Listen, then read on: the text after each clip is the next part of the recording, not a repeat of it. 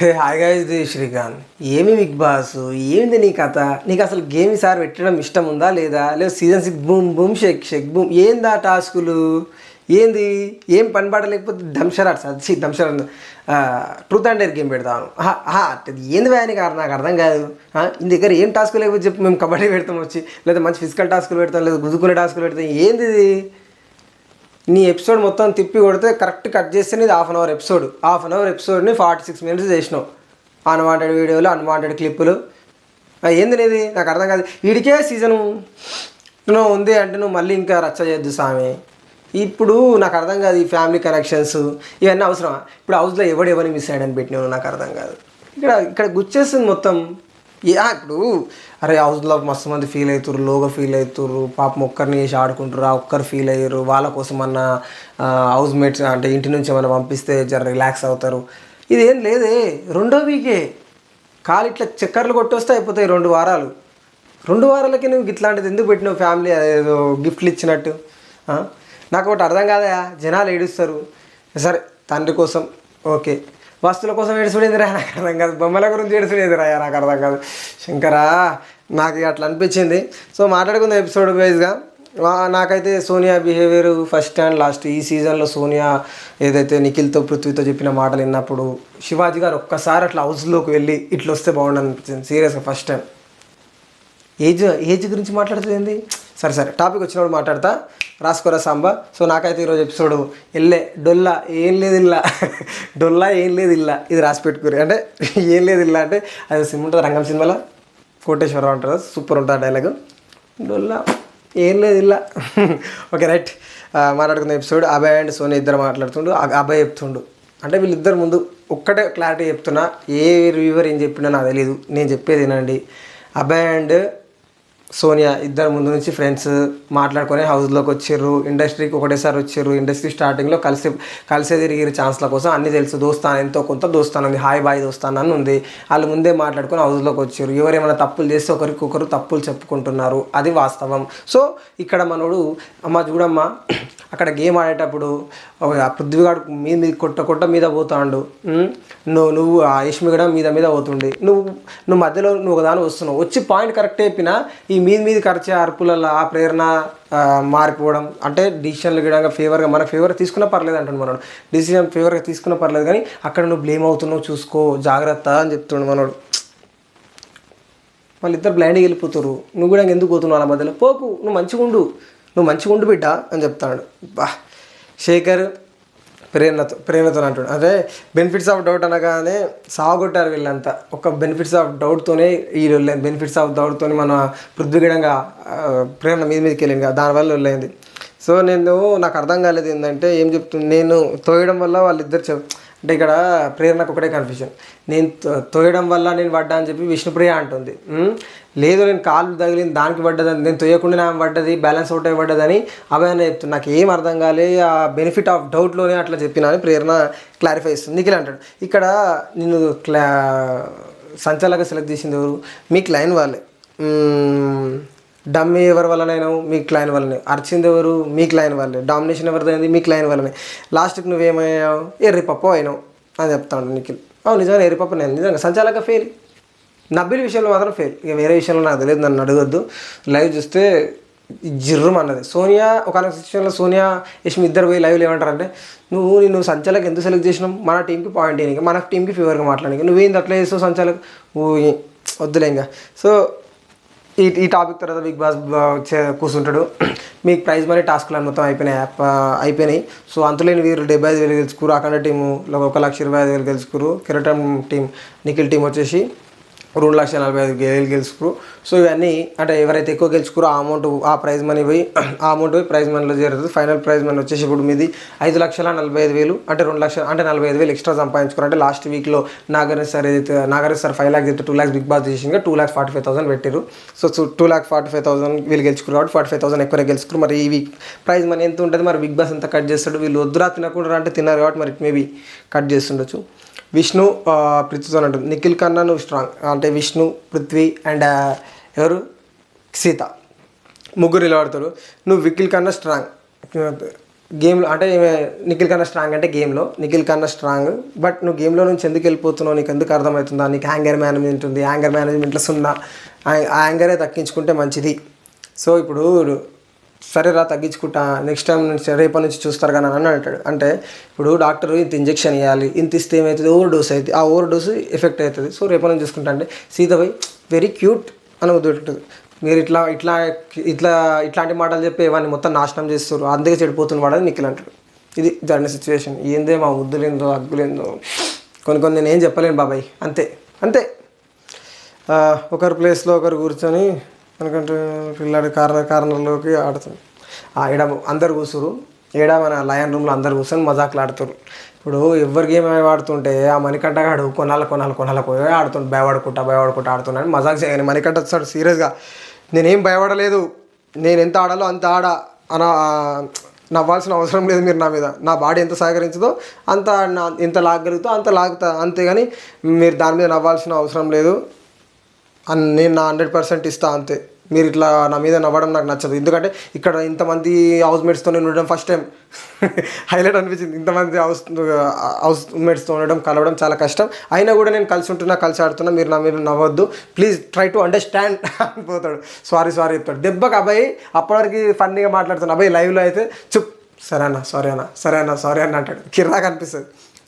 అంటే మణికంఠ ఏడం భయపెట్టగలడు. అసలు అరే మణికంఠ గురించి చెప్పడం మర్చిపోయినా, లైవ్లో ఏం చెప్తాడు, బిగ్ బాస్ దొంగతనం చేసి ఛాన్స్ ఇవ్వండి, బిగ్ బాస్ దొంగతనం అంటే నాకు చాలా ఇష్టం, Bigg Boss please allow the theft, ఇలా రికార్డ్ సృష్టిస్తా, ఏదో ఇంగ్లీష్లో గిరిగిరి మాట్లాడిండు లైవ్లో మాత్రం.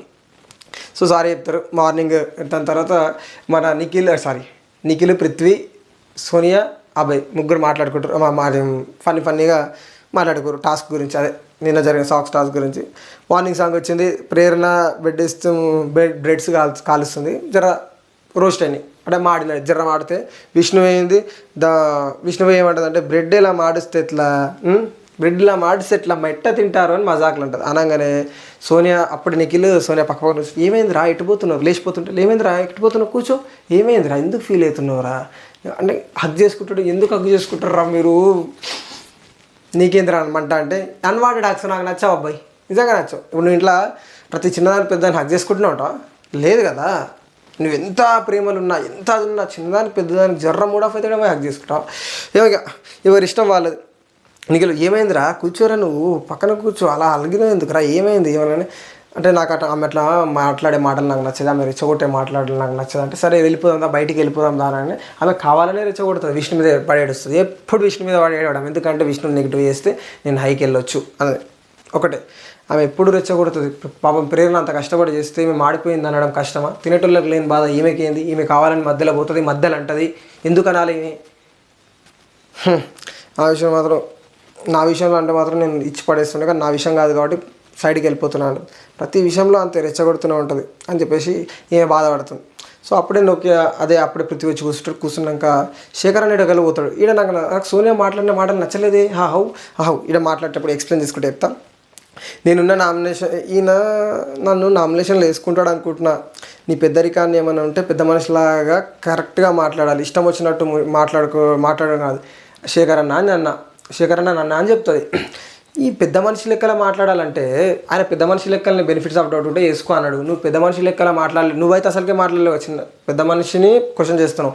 ఏమంటుంది ఫాల్ చేసి గెలుస్తామన్నదిగా ఇండైరెక్ట్గా మాకు ఫేవరబుల్గా డిసిషన్ ఏం ప్రేరణకు చెప్పింది కదా, మరి ఈమెది మాకు ఇక్కడ పోయిందో ఏమో అదే బెనిఫిట్స్ ఆఫ్ డౌట్తో చూసి డిసిషన్ అని చెప్పినందుకు మళ్ళీ ఆడాల్సి వచ్చింది విష్ణుప్రియ, లేకపోతే అప్పుడే బయటికి పోయేది అన్న బాధ. విష్ణుప్రియ అంటే జెలస్, కోపం, ఏదైనా విష్ణుప్రియ అంటే రగిలిపోతాం, మనం ఇచ్చి పడేస్తాం. ఇది ఆమె వెంట అంటది, ఎవరి పనులు వాళ్ళు చేసుకోవాలి, మధ్యలో కోపం వచ్చింది. సో ఏమి అంటుంది అన్నాడు, ఎవరి పనులు వాళ్ళు చేసుకుంటే మంచిది, నువ్వు మధ్యలో వచ్చి మాట్లాడకు, ఇంత కష్టపడ్డది దేనికి ఏమో అని అంటుంది. అమ్మో డైరెక్ట్గా ఒక మాట అనేసి దాని మీద రుద్దుతాడు, ఆయన ఏజ్ని రుద్దుతాడు, ఆయన ఒక మాట అనేసి రుద్దుతాడు. నాకు అది నచ్చలేదు అని చెప్పేసి చెప్తాడు. నువ్వేంటి చెప్పేది, అందరూ ఇక్కడ ఫైట్ చేస్తుంటే అంటే అందరూ మా టీం కోసం ఫైట్ చేస్తుంటే నువ్వు మధ్యలో వచ్చి బెనిఫిట్ ఆఫ్ డౌట్ అని చెప్తుంది, అది చెప్పడం ఏంది నాకు అర్థం కాలేదు అని ఈమె బాధపడుతుంది. ప్రతిసారి చూస్తున్నా కదా ఈయన ఏజ్ని బాగా అట్లా వాడి వదిలేస్తారు, మాట అని వదిలేస్తారు, దానివల్ల గేమ్ ఎఫెక్ట్ అవుతుందంట వీళ్ళ గేమ్. ఆయన తులసి వనంలో గంజాయి మొక్క కాదు, గంజాయి వనంలో తులసి మొక్క ఆయన మీకు లైన్లో ఉన్నాడు చూసినా అది ఆయన తప్పు, శేఖర్ భాషది. నిజంగా ఆయన మైండ్ ఎన్నో ఉంది కాబట్టి మీరు ఇంకా బతుకున్నారు. కానీ ఫేస్ టు ఫేస్ 1-on-1 కమాన్ అంటే శేఖర్ భాష చూసినావుగా బయట ఎవ్వరికి లేదు, తగ్గేదే లేదు, ఆ రేంజ్లో ఉంటాడు. బట్ జస్ట్ ఆగు, మన ఈరోజు వీకెండ్కి నాగానే సరే మన మేబీ వాళ్ళ వైఫ్ డెలివరీ అయితే ఇట్ మేబీ గుడ్ న్యూస్ చెప్తుండొచ్చు. ఇట్ మేబీ మన రేవంత్ అంత ఫీల్ అయ్యిండు, అంత ఎక్స్పోజ్ అయ్యాడు. సో మా ఆవిడకి ఎట్లుందని. బట్ ఇక్కడ శేఖర్ భాష అవన్నీ ఏం చెప్పారు. ఈరోజు శేఖర్ భాష ఎమోషన్ ట్రూ అనిపించింది, నిజంగా ట్రూ అనిపించింది. టాస్క్ పిన్, ఈ టాస్క్ పడితే స్పిన్ బాటిల్ అమ్మ, ఈ టాస్క్ ఎందుకు పెట్టరు నాకు అర్థం కాదు. ఏమో ట్రూత్ ఆర్ డేర్ గేమ్ ఆడాలని బిగ్ బాస్ చెప్పి సంచాలక శేఖర్ భాష చెప్పాడు. టకటగా ఎప్పుడు అవుతావు ఏం లేదు ఇక్కడ చికెన్, నువ్వు ఈ హౌస్లో ఏమైనా దొంగతనం చేసింది చెప్పు అన్నాడు. చికెన్ దొంగతనం చేసిన యష్మి చెప్తుంది. పోల్ డ్యాన్స్ చేయమని విష్ణుకు డేర్ అంటే పోల్ డ్యాన్స్ చేయమంటారు. ఆడపులివి కదా పోయి రంగులు వేసుకోవచ్చు, కానీ అభయ్ చెప్తే ఈమె పోయి రంగులు వేసుకుంటుంది. ఆడపులి ఎవరో తెలుసు కదా, మళ్ళీ చెప్పిగా సోనియా అక్క లిప్స్టిక్ పెట్టుకోవాలని ఆదిత్య చెప్తే సూపర్ అని అమ్మాయిలు అక్కి రాకున్నాడు. సో ఇట్ ఆడుకుంటా మనతోనే కాదు అవన్నీ. ఏమో టాస్క్ ఇంకా ఒక అబ్బాయినే ఫుల్లో పడాలి. శేఖర్ భాష తన దూకున్న గుద్దులో తనే పడ్డాడు.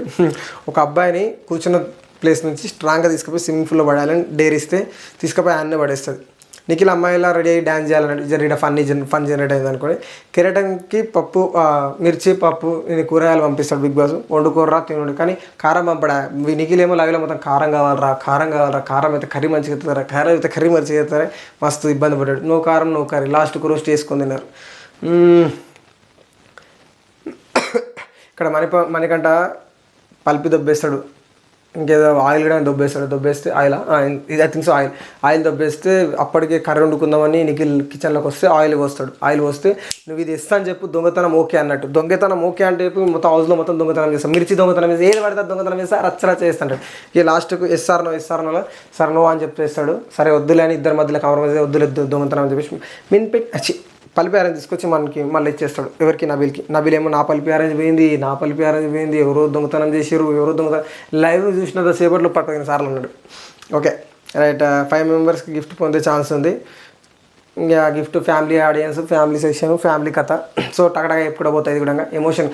ఫ్యామిలీ ఎమోషన్స్లో అంటే పాపా మేరీ జా హృదయం రకున ఏమో పాట నాకు అర్థం కానీ నాన్న గురించి పాట ఉంటుంది కదా యానిమల్ మూవీలో సాంగ్. సో ఇక్కడ డాడీ కనెక్షన్ ఎక్కువ ఉంది. ఇక్కడ శేఖర్ భాష మాటలు నాకు చాలా బాగా నచ్చింది. ఒక మాట, తండ్రి విలువ ఎప్పుడు తెలుస్తుందంటే మనం తండ్రి అయి పిల్లల్ని ఆడించినప్పుడు తెలుస్తుంది ఆ విలువ అని. సో ఆ ఫీల్ అయితే ఇల్లే. బట్ డాడీ అంటే ఒక స్పెషల్ స్పేస్ ఉంటుంది, స్పెషల్ వాల్యూ ఉంటుంది, ఆ ప్లేస్ వేరేలా ఉంటుంది ఏ చైల్డ్కైనా. ఎస్ చాలా స్ట్రిక్ట్ ఎవరి ఫాదర్స్ అని ఉంటారు. సో 5 మెంబర్స్కి గిఫ్ట్ వస్తాయి, మీ ఇద్దరు 5 మెంబర్స్కి రావు. 5 ఛాన్సెస్ 5 గిఫ్ట్స్, ఇద్దరిని నిలబెడతారు, 5 మంది గిఫ్ట్లు వస్తాయని బిగ్ బాస్ గిఫ్ట్లు ప్లాన్ చేసిండు. ఇంట్లోకి అయిపోయింది. శేఖర్ భాష ఒకటేసారి ఫీల్ అవుతాడు, ఏడుస్తాడు. ఫ్యామిలీ అనగానే నాకు ఇల్లు గుర్తొచ్చింది, వాళ్ళ వైఫ్ ప్రెగ్నెంట్ ఉంది కాబట్టి ఏడ్ చేసిండు. ఇక్కడ పృథ్వీ ఓదార్చిన విధానం నాకు చాలా బాగా నచ్చింది. నిజంగా పృథ్వీ అసలు వెళ్ళిపోయేటోడు, ఏముంది ఎందుకు ఏడుస్తున్నాను, బట్ బాగా ఓదార్చింది, నాకు బాగా అనిపించింది. అభయ్ నా ఫస్ట్గా అంటే అభయ్కి వాళ్ళ డాడీకి నా ఇచ్చిన గిఫ్ట్. అండ్ నిఖిల్ ఏమో వాళ్ళ డాడీ వాళ్ళ డాడీ షర్ట్ కొట్టేస్తాడు, ఆ షర్ట్ ఇస్తారు గిఫ్ట్. సో నేను మా డాడీ చాలా స్ట్రిక్ట్, మ్యాథ్స్ టీచరు. సో నేను ఫిలిం ఇండస్ట్రీకి పోతా అంటే ఎంకరేజ్ చేసింది ఆయన్ని. సో నేను ఇండస్ట్రీకి వచ్చి ఫస్ట్ శాలరీ సంపాదించి ఆయనకు అది గిఫ్ట్ ఇచ్చిన, లాస్ట్ వరకు అదే ఆయన పెట్టుకోండు. సో అది ఆయన గిఫ్ట్ అని ఈయన చెప్తాడు. లేదు మా డాడీ నేను ఎప్పుడు అవుట్ అవుతుంటే అతనికి కన్నాడు కదా, సో ఇక్కడ వచ్చి ఉంటున్నాను కాబట్టి నాన్నది ఒక షర్ట్ దొంగలించుకొని తెచ్చుకున్నా. సో నాకు అదొక ఎమోషన్ అని నేను చెప్తాడు. ఇక అందరు హౌస్ మేట్స్ అభయ్కి వాళ్ళ డాడీ గిఫ్ట్ అని చెప్పేసి అభయ్కి అందరు గిఫ్ట్ ఇచ్చేస్తారు. ఇక నిఖిల్ ఫుల్ ఎమోషనల్ అవుతాడు.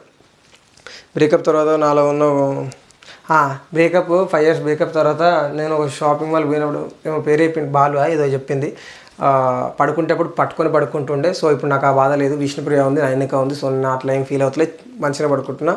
సో ఆ గిఫ్ట్ వచ్చేసి నైనికకి అవసరం, నైనికకి ఇచ్చాను అంటే నైనికనేమో ఏదో స్టోరీ చెప్పిందా, స్టోరీ కనెక్షనా లేకపోతే విడిపోయే సిచ్యువేషన్లు ఉందా, గొడవలు అయినాయా ఏమైనాయో, బిగ్ బాస్కి రావాలి వద్దన్న ఈ గొడవలు ఏమైనాయో తెలియదు. కానీ వీళ్ళిద్దరు గొడవలని ప్రతి ఒక్కరు మీరిద్దరు కలిసి ఉండాలని చెప్తారు.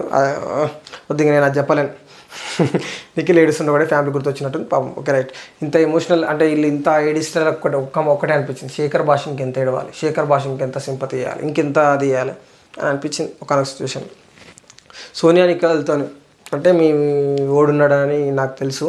సో మరి ఏమైనా ఫీల్ అవుతాడా, ఏమైనా అనుకుంటాడా, తప్పుగా అని అనుకుంటాడా అంటే ఏమో, నేను ఎట్లా బిహేవ్ చేస్తున్నా తెలియదు, కానీ నా గురించి అయితే మొత్తం తెలుసు, నేను ఏందనేది తెలుసు. బట్ నేను ఉంటున్న విధానం నచ్చదో ఇప్పుడు వీళ్ళతో ఉంటుంది కదా, ఆ విధానం నచ్చదని ఫీల్ అవుతుంది.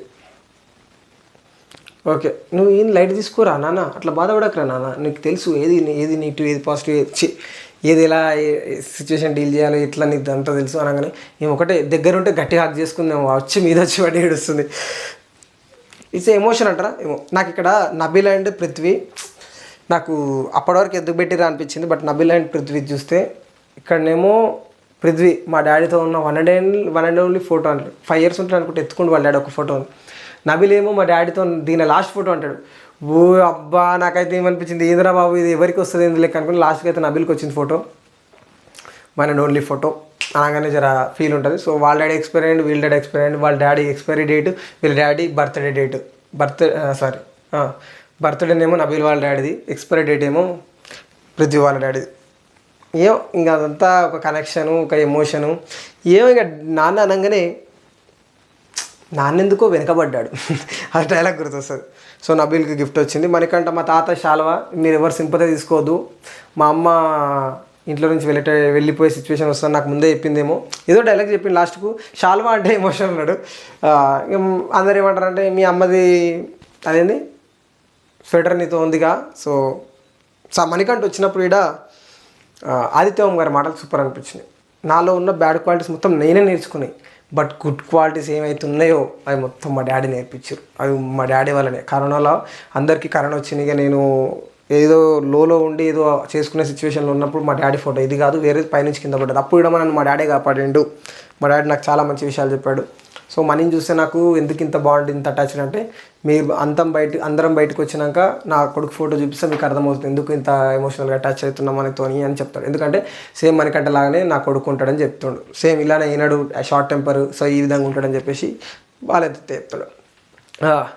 నబీల్ శేఖర్ నబీల్కి వచ్చినప్పుడు శేఖర్ ఒక మాట చెప్తాడు, మగాడికి తండ్రి అయితే తెలుస్తుంది వాళ్ళ నాన్న విలువ, ఎందుకంటే వాళ్ళని ఇలా అంటే చూసుకున్నాడు, అంటే పుట్టిన పిల్లల్ని చూసుకుంటారు. సో మా నాన్న నన్ను ఇట్లా చూసుకుంటుండొచ్చు అని అప్పుడు నాన్న వాళ్ళు తెలుస్తుందని చెప్తాడు నబీల్తో. చట్నీ కోసము ఈ మజాలేంది, కథ ఏంది, కార్ఖానా ఏంది నాకేం నచ్చలేదు. ఆ చట్నీ కోసం అన్నాడు, సకానోకు మెడలు మంచిగా గట్టిగా ఒత్తులే, నువ్వు కాన్సన్ట్రేషన్ లేదు నీకు మెడల మీద అంటాడు. ఒత్తు మీద కాన్సన్ట్రేషన్ లేదు అంటాడు. నన్ను పొగుడు అంటాడు. నాలుగు గుడ్ క్వాలిటీస్ చెప్పు, బ్యాడ్ క్వాలిటీస్ చెప్పు. లైవ్లో ఇంకెక్కువ సతాయించండి. కానీ ఏదైతే ఉందో ఆ చట్నీ ఏదో బ్యాగ్లకి వెళ్ళి తీసి ఇచ్చిండులే, బీన్ బ్యాగ్స్ ఏదో బ్యాగ్స్, ఆ బ్యాగ్స్లో నుంచి చట్నీ తీసి ఇచ్చిండు. లాస్ట్కి దొంగతనం ఎందుకు ఇచ్చారు ఆయనకు అర్థం కాదు. ఓ పౌచ్ దొంగతనం చేసిరంట. ఆయన పాటలు పాడించుకుంటుంది యష్మి, నేను పాటలు పాడతాడు యష్మి రూమ్ నుండి. ఇంకా లాస్ట్కి మాట దొంగతనం చేస్తాడు. ఏదో డబ్బా తీస్తాడు, ఒక ప్యాకెట్ వేస్తాడు, ఆ ప్యాకెట్ దాచి పెడతాడు, మళ్ళీ డబ్బా తీసుకొని యాసిటీస్ మళ్ళీ డబ్బా అట్లనే పెడతాడు మనకంట. ఏమో ఇంకా దొంగతనం వీడియో ఎందుకు చూపించినో అర్థం కాలే. ఆయన వాళ్ళతో ఎందుకు మసాజ్ చేయించుకుంటూ నా వీడియో ఎందుకు చూపించినో అర్థం కాలే. అసలు నీ ఈరోజు ఎపిసోడ్ ఎంత తెలుసా, తిప్పి కొడితే హాఫ్ అన్ అవర్ ఎపిసోడ్. ఇక నాగరాజ్ సార్ రేపు మన టీవీలో అంటే స్పాన్సర్ టాస్క్ మీ కథం కట్. రేపు ఎర్లీ మార్నింగ్ ఎవరు ఎలిమినేట్ అయ్యే ఛాన్స్ ఉంది, ఎవరు ఎలిమినేట్ అవుతారో వీడియో తీస్తా. నాగరాజ్ సార్ అడిగే క్వశ్చన్లు అవసరం, అప్పటికల్లా షూట్ స్టార్ట్ అవుతుంది, అప్పటికి క్వశ్చన్స్ రాసుకుంటారు. కాబట్టి మనం చెప్పాల్సిన అవసరం లేదు. నెక్స్ట్ వీక్ నుంచి కంటిన్యూగా ఫ్లోలో ఉంటాయి, గో విత్ ఫ్లో కాదు, ఫ్లోలోనే వీడియోలు ఉంటాయి, స్పెషల్ అనాలిసిస్ ఉంటాయి. అసలు సోనియా గురించి స్పెషల్ అనాలిసిస్ చేయమని చాలామంది రిక్వెస్ట్ చేశారు ఇన్స్టాలో అండ్ యూట్యూబ్లో కూడా చేద్దాం అనుకున్నా. బట్ ఇంకొక 2 days టైం ఇవ్వండి. సోనియా గేమ్ ఏంది, ప్లాన్ ఏంది, కథ ఏంది, కార్ఖానా ఏంది మొత్తం శ్రీకాంత్ రెడ్డి ఆన్ ఫైర్ అని పెట్టుకుంటాను నేను కూడా తమ్నెల్లో సోనియా మీద. ఓకేనా, మాట్లాడుకుందాం. సో కొత్త వస్తున్న ప్లీజ్ ఛానల్ సబ్స్క్రైబ్ చేసుకోండి. ఏమైనా అప్డేట్లు ఉంటే ఇన్స్టాగ్రామ్లో పెడుతున్నా, ఇన్స్టాగ్రామ్ లింక్ కింద డిస్క్రిప్షన్లో ఇచ్చిన. సో జర ఫాలో అయిపోండి. సో కొత్త వస్తున్న ప్లీజ్ ఛానల్ సబ్స్క్రైబ్ చేసుకోండి, ఒక లైక్ ఉంటుంది వీడియో. నేను మీ శ్రీకాంత్ రెడ్డి సైనింగ్ ఆఫ్. జై హింద్.